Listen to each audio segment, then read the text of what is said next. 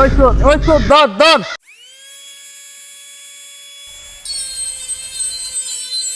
দোস্ত, এই যে পুরাটা প্রজেক্ট দেখতেছ না, এটা হচ্ছে একটা সরকারি প্রজেক্ট, বুঝছো?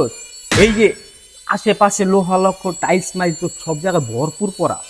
আর চল আমরা এটি চালাই, এটি অ্যাকশন করার মতো কেউ নাই। এটি না হ্যাঁ দোস্ত, রট্টুর চিন্তা করে লাভ নাই দোস্ত।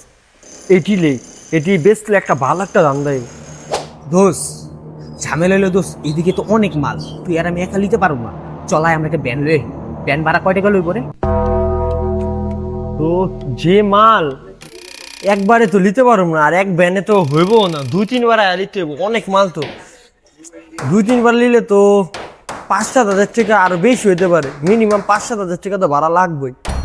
আরে বেটা, এটি তো চুরির মাল, এটি তো যে টাকা কিনে ওটি তো আমরা বেচতে পারবো না, আঙ্গু বেচতে হইব কমে।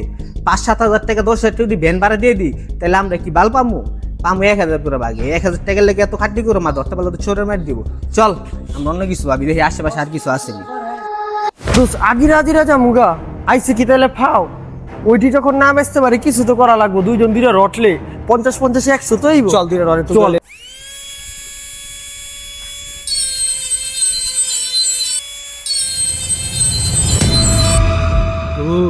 ওদিকে তো কারিগররা কাম করতেছে, ওই যে কৌশলে যা লইতে হবে, বুঝছস? কৌশলে লইমু। হ্যাঁ, আমি তোরা লয়ে দিমু, তুই লয়ে দিবি। চল। দুইজন মিলে চল।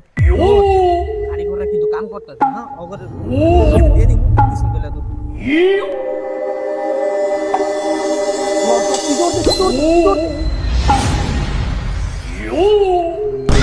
ওই তো ধর ভরপুর রাইতে নাস্তা থেকে হয়ে গেছে গা। সরকারি কোনো মালামাল পড়া থাকলে আপনারা কেউ এভাবে নিয়ে যাবেন না, কারণ এগুলি আপনার আমার ট্যাক্সের টাকায় কেনা।